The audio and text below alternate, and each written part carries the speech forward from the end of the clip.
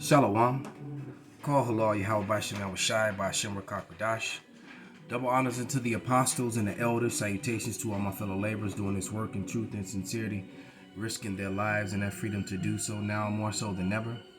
To the scattered elect that are scattered around the four corners of the earth, that be like unto the speckled bird, the Israelite foreigners. And to the Akwath that are listening and learning to you, I say Shalom. All right, this is your brother Malcolm from the branch of the Great Millstone here in Chicago, coming at you with another lesson. And this is an article that came to me in the law enforcement today. And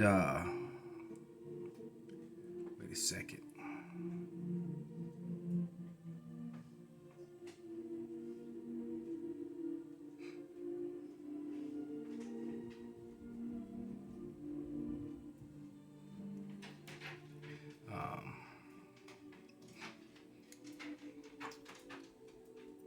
Slovakia. Found it. And I'll just begin to read it. Yeah, this is from lawenforcementtoday.com, and it reads, Pub declares itself autonomous zone, refuses to abide by shutdown restriction, doesn't charge customers. All right. It says in Staten Island, New York, it seems that a bar owner of Staten Island pub located in the coronavirus hotspot has borrowed a tactic from the left-wing anarchists in an ongoing fight with the government over coronavirus lockdown restrictions. And this article was put up by Marina Medevin. All right, or was this put up by her? No, she just commented on it, Salakia.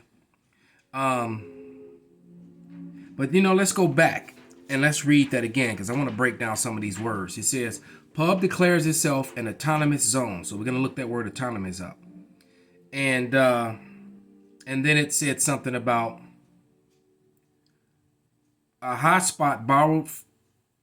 It says a coronavirus hotspot has borrowed a tactic from left-wing anarchists in an ongoing fight with the government over coronavirus lockdown restrictions. So that word anarchist. All right. So let's look these words up. This is the meaning of this is autonomous. All right. And it's just from the regular Google definition meaning. And it reads, of a country or region having autonomous, of a country or region having the freedom to govern itself or control its own affairs. All right. So basically, they no longer want the government to, because the government allows agents and people to come in to make decisions with the government without even having a voting process by the people, to put these people in charge over different affairs, being it money. The same thing they did with the Federal Reserve. The people never voted for or acknowledged the Federal Reserve. You just had a group of people who decided that the Federal Reserve was going to control the money, and there was never a vote or any of that. All right, so the due process for that was denied, which is illegal. All right, and I know all about due process being denied and it being illegal. Okay, because I just won a case like that, and it's funny how they're giving me all the things that I asked for minus the money. That everything's coming in portions. They gave me my driver's license back, which means what? I was right and they were wrong. I proved that their system was corrupt and fraudulent and being enforced without due process. That's what this is all about. And so, in Americans, it seems that this pub in America are finding that out the hard way. There's a process in this government that these Edomites have set up that they ignore and enforce things and deny the people due process, and most of the people haven't a clue of the things that were going on. If people understood the tax laws and how you violate it with your taxes every year over and over again, that right there could cause people to go out in the streets and riots and go against their government, because wages is not taxable. And what I mean by that, Wages is not supposed to be taxed the way that they tax it. Earnings are supposed to be taxed. So basically, if you work for let's say, let me just give you an example. All right, and I'm gonna jump right back on track. All this has a meaning and a purpose because it's all playing a role in what's happening. Let's say that you work for Ford Motor Plant or Goodyear Tires. Okay? Those companies, the person who goes to work and clocks in and makes a part or welds a part on an assembly line, the money that he makes is not, wages are not taxable legal. That's why on all the documents for the taxes, wages is always in parentheses. What's taxable is earnings. So the company, when it gets its earnings from all the sales of those cars to the police departments, fire departments, to the private individuals and owners, and the stock, and then in all the trades that are made on the stock market, that's called earnings. Earnings is what's taxable. The guy or the gal that's working a 9 to 5, that clocks in and clocks out, that's not that individual's wages are not taxable. That's the law. Yet it's not enforced. And yet you have an agency that was never voted into position by the people to be given the authority that they exercise over you. That's what we're talking about here, okay? So that you'd have a better understanding. Then what was the next word? The next word was anarchist. And it says anarchist is a political philosophy and movement that is skeptical of authority and rejects all involuntary crooked forms of hierarchy. And that's another word we're going to look up. Anarchism calls for the abolition of the state, which holds to be undesirable, unnecessary, and harmful. All right, like you could say the family support system that they set up and had destroyed the families. No one ever voted that into place. You had a group, once again, you had a group of individuals that put that into place. All right, it was never voted into place for the people and by the people. All right, and that's the system that I just beat and proved that it was unconstitutional and that it was operating under fraud, under the color of law. It was never enacted into positive law. All right, if it weren't so, then I wouldn't have got all my documents and all that stuff back. All right, they're just being real slow on the money. You know, and I always say it, whenever I got some money, the dollar would crash the next day or shortly thereafter. So I don't think I'm ever going to see that money. I think the change is going to come before that happens. But nevertheless, I beat them. All right. So let's look up this word hierarchy now. And then we're going to go into some scriptures to break all this stuff down. Hierarchy, it says a ruling body or clergy organized in orders or ranks, each subordinate to the one above it. And so they don't want a hierarchy, but guess what? The Lord has a hierarchy, and it's called the Israelites. All right, and within the Israelites there is a hierarchy. That's you have your 144,000 of judges who are subordinate to King David, who's subordinate to Yahushua, who is subordinate to Yahweh. That is the rank and file and order. That is the hierarchy of heaven. All right, Yahweh, Yahushua, King David, the rest of the 12, the 144,000 priests and judges. That's the new hierarchy that's going to be set up. Just like how your camps are set up. We got the main camp. We have the elder apostle, starting with elder apostle Tahar, down to elder apostle Ramlab. Then I believe that the next in line, if I'm not mistaken, is elder Big Gad. And then you got the rest of the elders under them. And then you have the rest of the camps. And then you have the camp, and then you have the camp heads. Then you have the camp heads, the camps that are over regions. Like Texas is a regional camp. This camp here in Chicago, I'm a regional camp, and I'm not sure of the others going east of here. I imagine everything east of here is controlled by the top elders. So there's a rank and file in everything, no matter what it is. And see, these people are angry at their government, and which with actually they have a right to be, because the government have proved this government has proved to be a government that has been one that rules with unjust balances.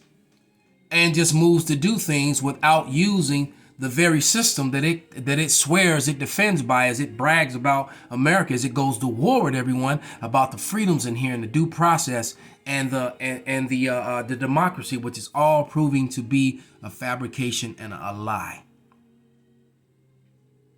So let's go to Daniel 7 and 18, because the Lord's going to set up his hierarchy, and people aren't going to have a choice in this matter of thing. Once the kingdom of heaven is set up. All right. So let me just open up this Bible app.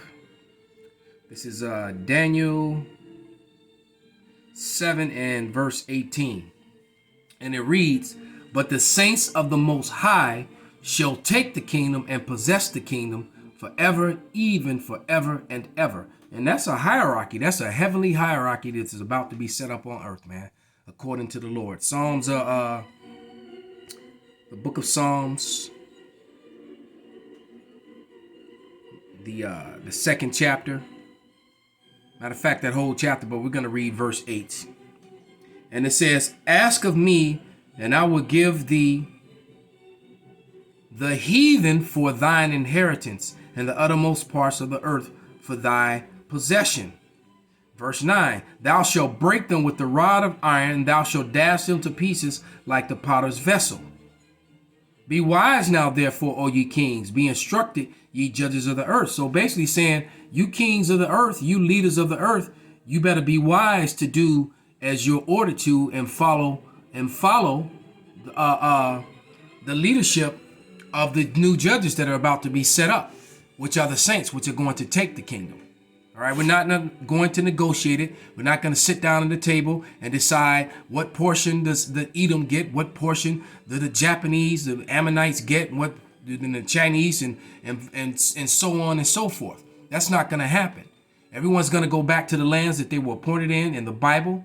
All right, and the Israelites are going to take the best portion of the earth and of the heavens when they go into the heavens to go to the other mansions, the other planets, and the other places, which Esau rapidly wants to do, which is why he wants to take our place, which is why he's been claiming to be us all this time. Okay? And all this and this whole thing going back to this situation with this pub, all it's going to do is lead to more insurrections, more violence, the Egyptian versus the Egyptian. All right?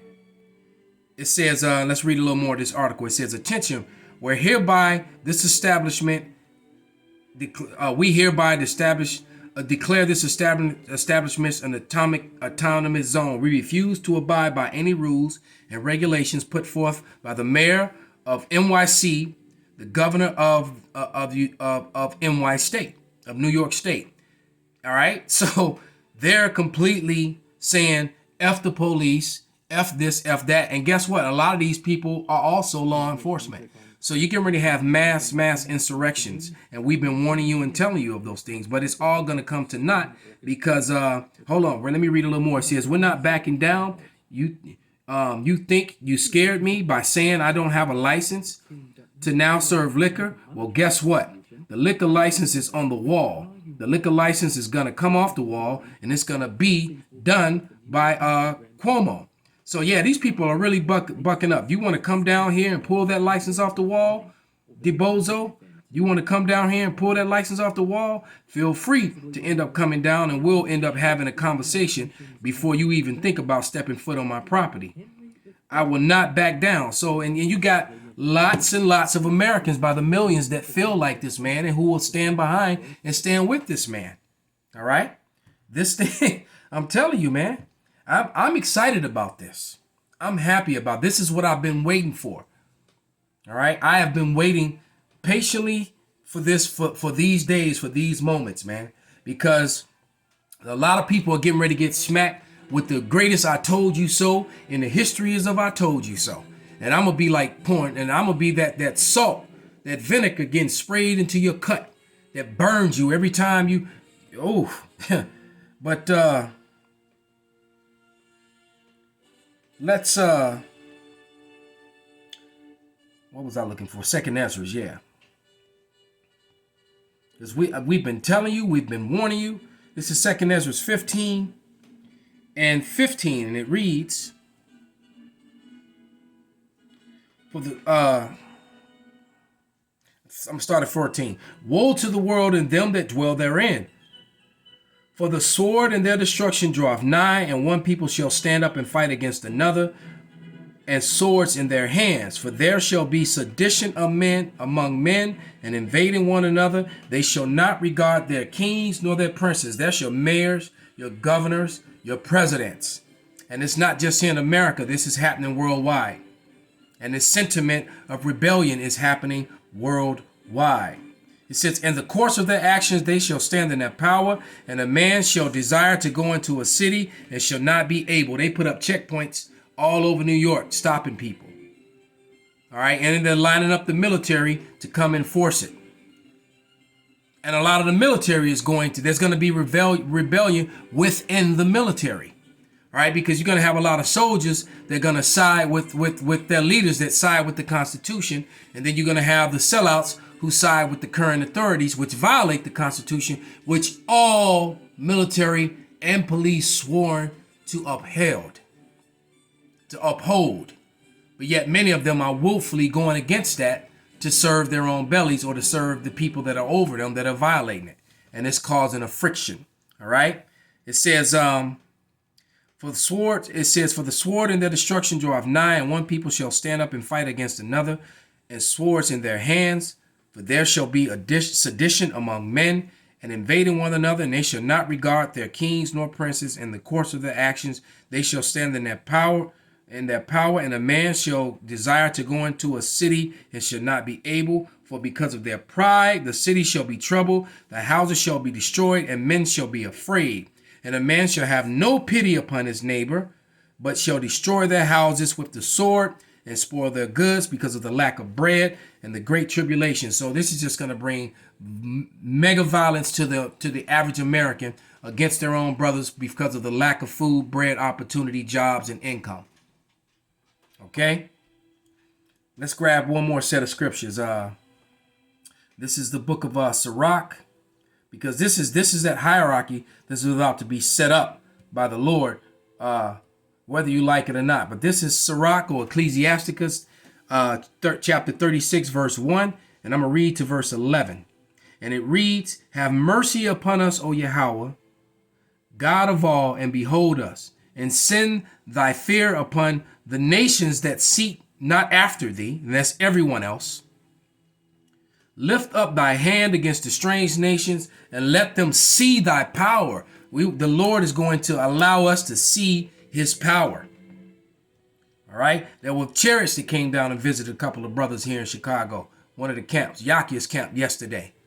And that's a constant thing with the camps of GMS. The chariots coming and showing themselves before, during, or after teaching. It says, as thou wast sanctified in us before them, so be thou magnified among them before us. So they watched us go down. They watched us be brought low. Now they get to watch us get raised up. Okay? And let them know thee as we have known thee. And there is no power but only thy, O power. Show new signs and make other strange wonders. And what are those new signs? The chariots showing up. Those powers and gifts being given to the diligent men of the Lord who suffered on this side, put their lives on the line, going out on the highways and byways, putting their face up on the internet before the whole world to see their voices, proclaiming and professing the truth against all odds, with no regards to their own lives. Those men. All right, it says, and let them know thee as we have known thee, that there is no power but only thou, O power. Show new signs and make other strange wonders. Glorify thy hand and thy right arm, that they may set forth thy wondrous works. Raise up indignation and pour out wrath, and take away the adversary and destroy the enemy. So these people think they standing up against an oppressive government so they can open up a bar. We're standing up against an oppressive people so that our people can live, so that we can rule over the earth as the Lord intended us to do in righteousness, so that this place can be renewed and clean and have order again. All right. It says, "Sake the time short. Remember the covenant and let them declare thy wonderful works." All right. So make this time short, and time is short now. All right. It's very short. It says, "Let him that escapeth be consumed by the rage of fire, and let them perish that oppress the people." So all these oppressive regimes, these Edomite regimes, all right, and the other heathens that join unto them, they're going to be sorely destroyed and oppressed themselves. "Smite under the heads of the rulers of the heathens that say, there is none other but we." So they claim their God. And then they painted the Father and the Son in their images. But you know what? Just like Joshua said, he told the men of the Lord to come stand on the necks of these kings. We're getting ready to stand on your necks, man. All right? And like my boy Blue, my Marine buddy, used to do, he used to knock out Edomites and then piss on them. I'm going to stand on your neck and then piss on you. "Gather all the tribes of Jacob together and inherit thou them as from the beginning." All right. So, hey, we're going to be rounded up. We're going to be rounded up and gathered this time by the Lord, man. And we're going to rule as we were meant to from the beginning.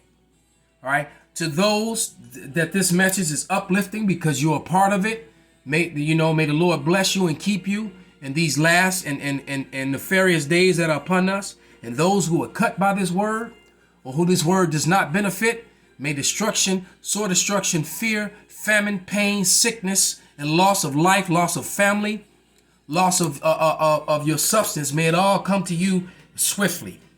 Call Halal Yahweh Ba'Shem Abashai Ba'Shem Rakak Wadash Wa Abba Babal Shalom.